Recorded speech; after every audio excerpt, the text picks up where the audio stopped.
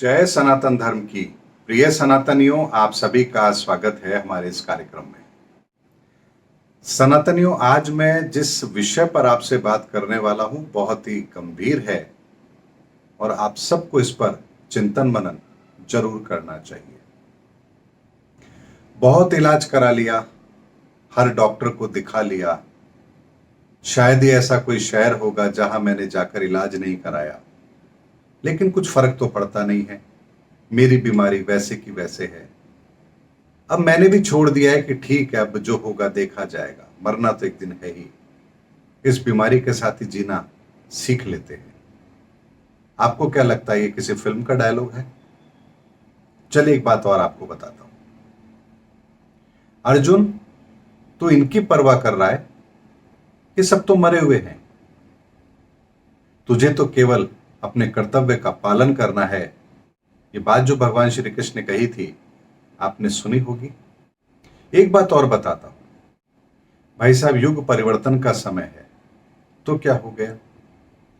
मरना एक दिन सबको है, हम भी मर जाएंगे, क्या फर्क पड़ता है?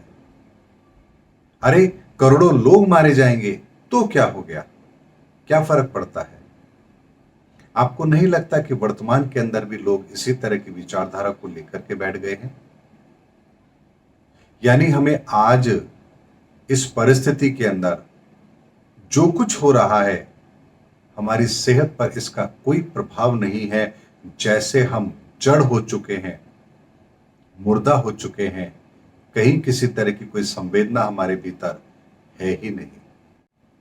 और ये वास्तविकता है, ऐसा नहीं है कि केवल निराधार बात है। व्यक्ति अपनी परेशानी को लेकर कहीं जाता है, समाधान नहीं मिलता है।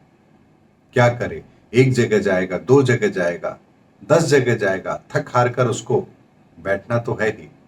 ऐसा तो हो नहीं सकता कि पूरी जिंदगी वो केवल चक्कर लगाता रहे अपनी परेशानी को लेकर। फिर धीरे धीरे वो व्यक्ति उन परेशानियों के साथ जीना सीख लेता है।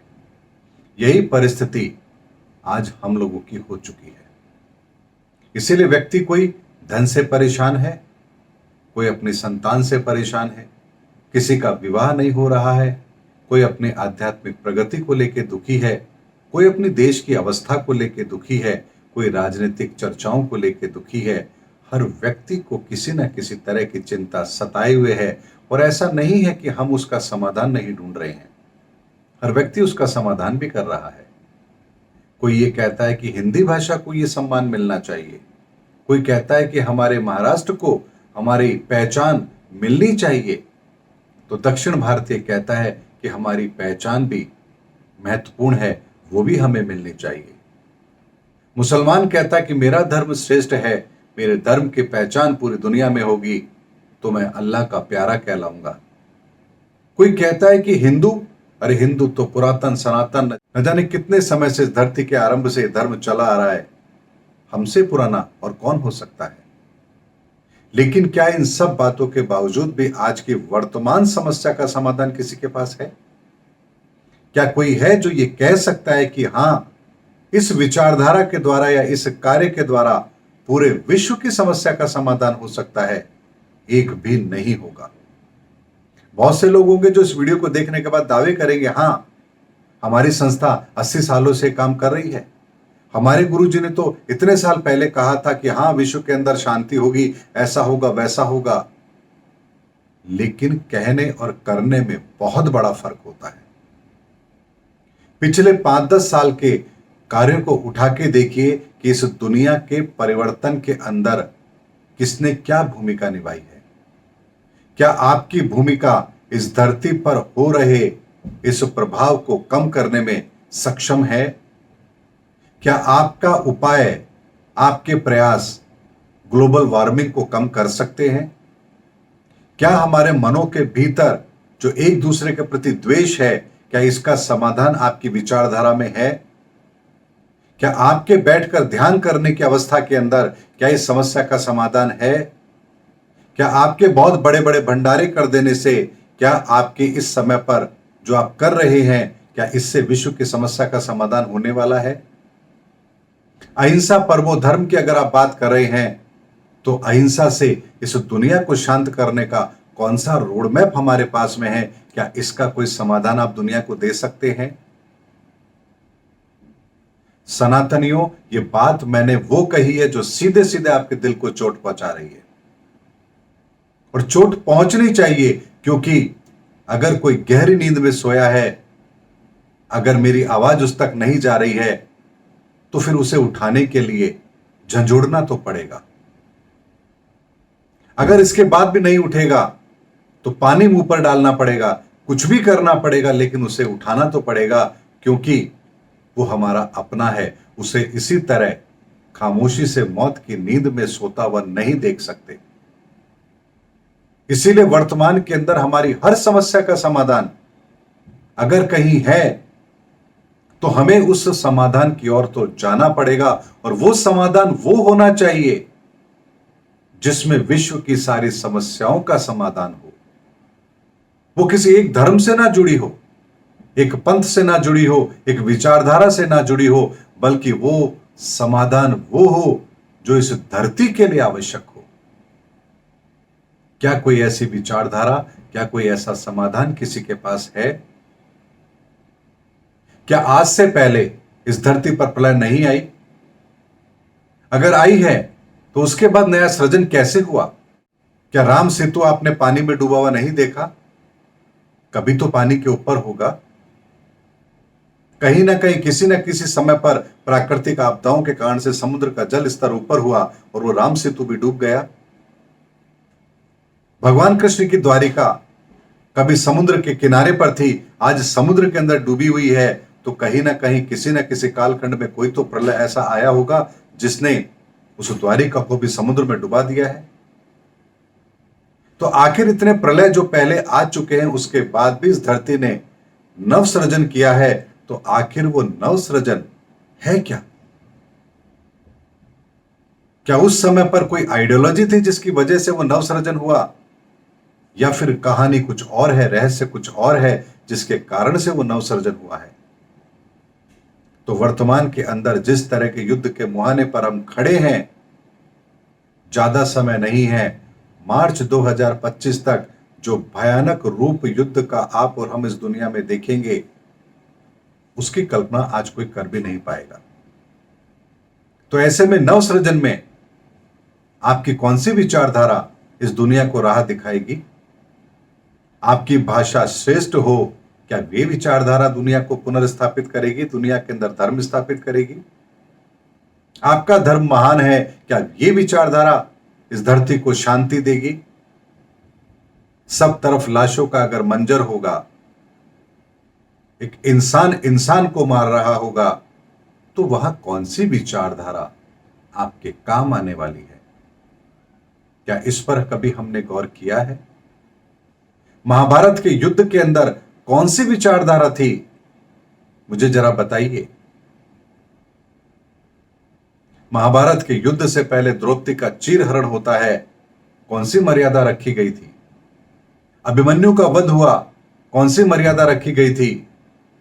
दुर्योधन की जंगा तोड़ी गई और दुशासन की छाती का लहू पिया गया, कौन सी मर्यादा रह गई थी? अश्वत्थामा ने पांडवों के 5 पुत्रों को सोते हुए बाण मार दिया, उनकी हत्या कर दी, कौन सी विचारधारा, कौन सी सीमा, कहां क्या रह गया था? पूरा यदुवंश आपस में लड़कर समाप्त हो गया, कौन सी विचारधारा शेष रह गई थी? अगर भगवान के होते हुए भी अगर वो सब कुछ हुआ था, इतिहास गवाह है, तो क्या वर्तमान में ये सब कुछ नहीं हो सकता? हो सकता है। और अगर ये सब कुछ वर्तमान में होगा, तो फिर आखिर वो क्या है जिसकी वजह से हम सुरक्षित होंगे?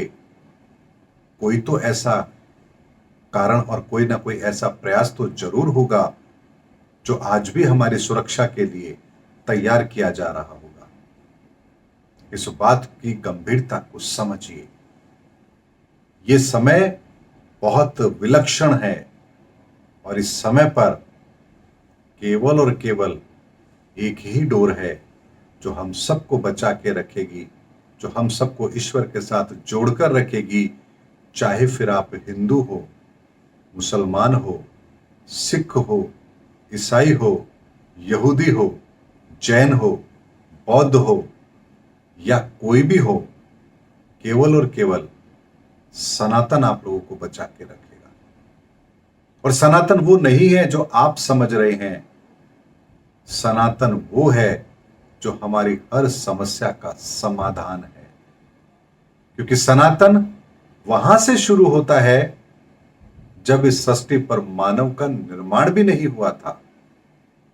तब सोचिए कि जब सनातन वहां से शुरू हो रहा है जब धरती पर मानव था भी नहीं, तो क्या मानव के निर्माण में सनातन की कोई भूमिका नहीं होगी?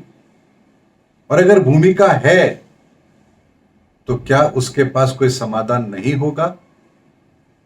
अगर उनके पास समाधान है, सनातन के पास समाधान है, तो क्या हमें सनातन के समाधान को स्वीकार नहीं करना चाहिए?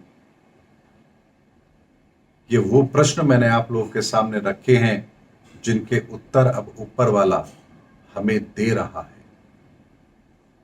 और जैसे जैसे उत्तर मेरे सामने आते जाएंगे, उस प्रक्रिया को, उस विचारधारा को, उस बातों को मैं आप लोगों के सामने जरूर रखूंगा, क्योंकि आप मेरे अपने हैं।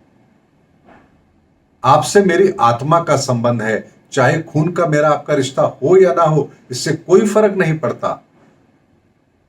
लेकिन इस धरती पर यदि हम आए हैं तो हम मनुष्य हैं और हमें अपने इंसान बनने की यात्रा पूरी करनी है। और आप में और मेरे में कोई अंतर नहीं है, क्योंकि आपकी पहचान भी आत्मा है और मेरी पहचान भी आत्मा है। आपका धर्म भी सनातन है और मेरा धर्म भी सनातन है। और आपकी जाति भी मनुष्य है और मेरी जाति भी मनुष्य है। इसलिए आप में और मेरे में कोई अंतर नहीं है। और मैं अपने साथियों को यूं ही बीच भंवर में छोड़ करके सिर्फ अपने आगे जाने की तैयारी कर लूं, इतना स्वार्थी तो मैं नहीं हो सकता।